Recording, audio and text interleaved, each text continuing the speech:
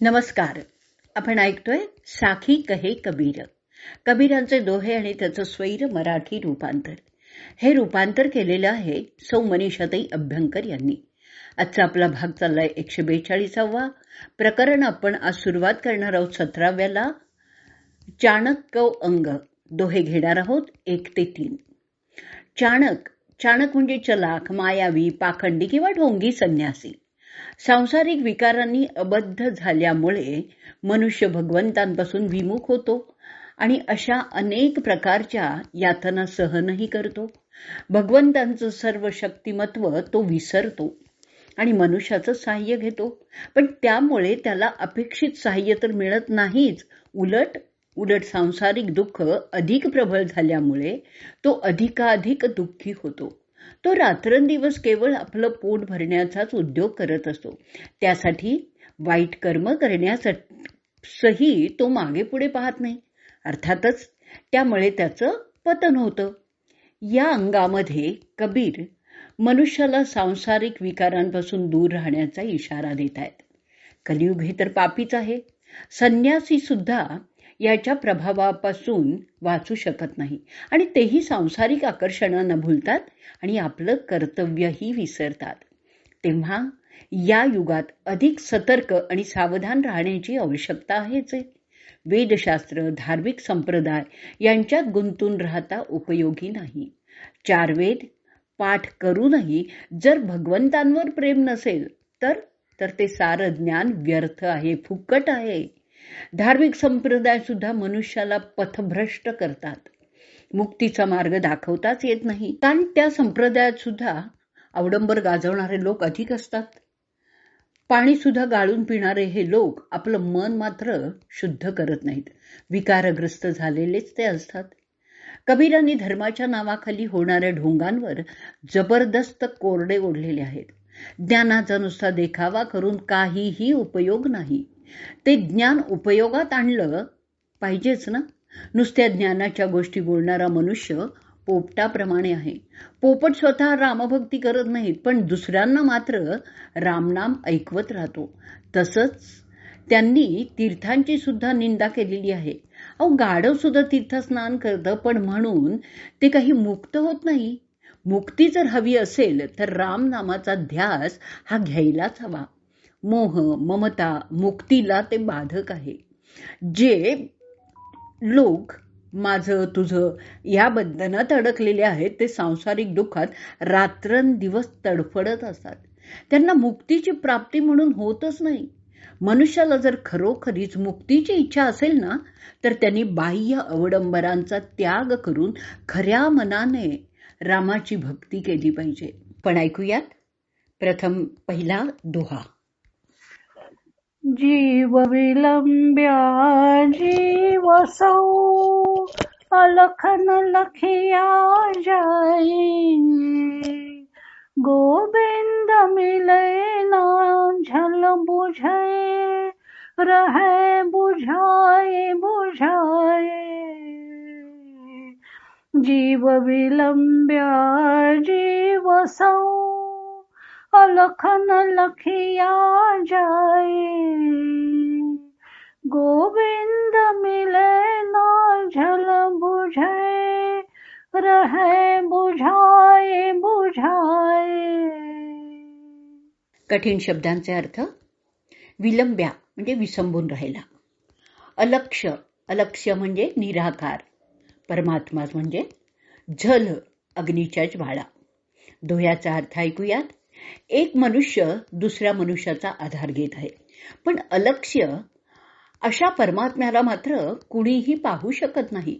आणि जोपर्यंत गोविंदाची प्राप्ती होत नाही तोपर्यंत सांसारिक तापरूपी अग्नी विझवण्याचे कितीही प्रयत्न केलेत तरी तो विझणं हा असंभवच आहे. कबीरांनी या प्रकरणात धूर्त लोकांवर कोरडे ओढलेले आहेत. जीव मायामोहात फसलेला आहे, कनक कामिनीवर आसक्त झालेला आहे. त्यामुळे त्याची अलक्ष्य अशा परमात्म्याकडे दृष्टी जातच नाही. मायेच्या आकर्षणात तो अधिकाधिक ओढला जातोय आणि फलतः किंवा परिणामतः सांसारिक ताप त्याला भाजून काढतायत. कबीर सांगतात की गोविंद मिळाल्याशिवाय ही आग विझतच नाही. कबीरांनी गोविंद, केशव अशी नावं परमात्म्यासाठी वापरलेली आहेत. मायेपासून विमुख होईल तेव्हाच त्याला खऱ्या सुखाची प्राप्ती होईल आणि अलक्ष्य अशा परमात्म्याकडे दृष्टी वळवल्याशिवाय मायेपासून सुटका होणार नाही. अधिक तृष्णा हरिबिन न बुझाई असं त्यांनी दुसऱ्या एके ठिकाणी म्हटलेलं आहे. हरिभक्ती हा सर्व तापांमधून सुटण्याचा उपाय आहे. आता आपण याच दोह्यावरची मराठी साखी ऐकूयात. जीव घे आधार जीवाचा, अलक्ष कधी ना लक्षे, संसाराचे ताप न विझते, स्मरता न गोविंदासे. जीव घे आधार जीवाचा, अलक्ष कधी ना लक्षे, संसाराचे ताप न विझते, स्मरता न गोविंदासे. पुढचा दुसरा दोहा ऐकूयात. इहि उदर कै कारणे, जग जाचो निसजा, स्वामीपण जो सिर चढ्यो, सर्यान एको काम. इहि उदर कै कारणे, जग जाचो निसजा, स्वामीपण जो सिर चढ्यो, सर्यान एको काम. कठीण शब्दांचे अर्थ ऐकूयात. निसजाम, निसजाम म्हणजे रात्रंदिवस. दोह्याचा अर्थ ऐकूयात.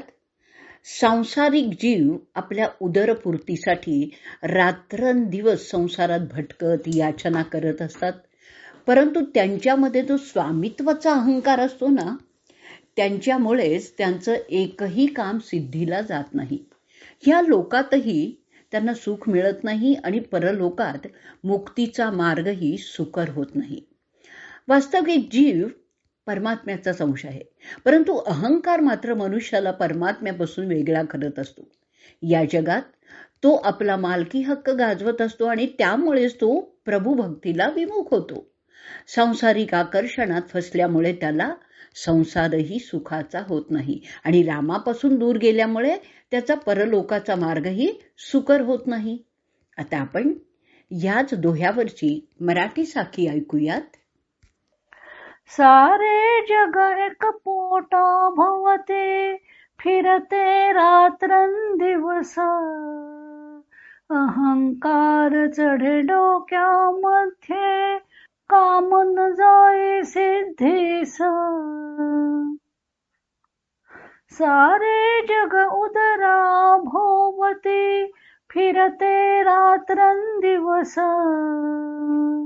अहंकार चढे डोक्यामध्ये, काम न जाई सिद्धीस. पुढचा दोहा ऐकूयात. तिसरा. स्वामी हुणा सोरहा, दोधा हुणा दास, गडराणी नको, बांधी चरे कपास. स्वामी हुणा सोरहा, दोधा हुणा दास, गडराणी नको, बांधी चरे कपास. कठीण शब्दांचे अर्थ ऐकूयात. सोरहा, सोरहा म्हणजे सुलभ. दोधा किंवा दोरहा म्हणजे दुर्लभ. दास भक्त. गाडर मेंढा. दोह्याचा अर्थ ऐकूयात. मनुष्य स्वामी होण्याचा दंभ सहज करू शकतो, पण ज्यात सर्वस्वाचं समर्पण करावं लागतं असा भक्त होणं दुर्लभ आहे. लोकर प्राप्त करण्यासाठी मेंढ्याला आणावं आणि त्याने कापूस खाऊन टाकावा तशीच गत होते.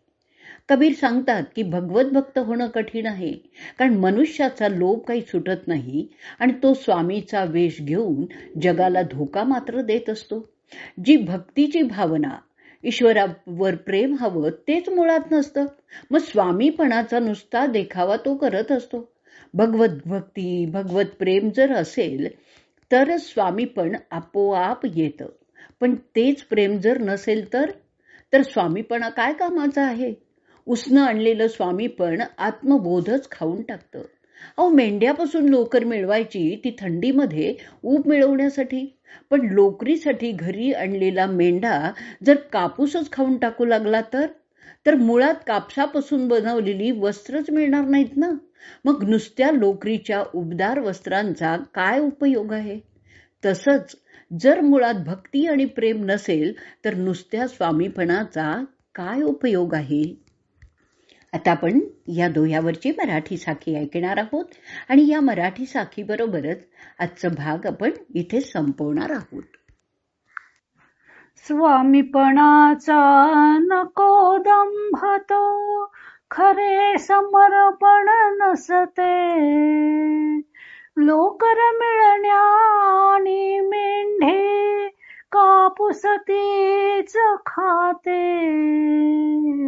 स्वामीपणाचा नको दंभ तो, खरे समर्पण नसते. लोकर मिळण्यानी मेंढे कापूस तीच खाते.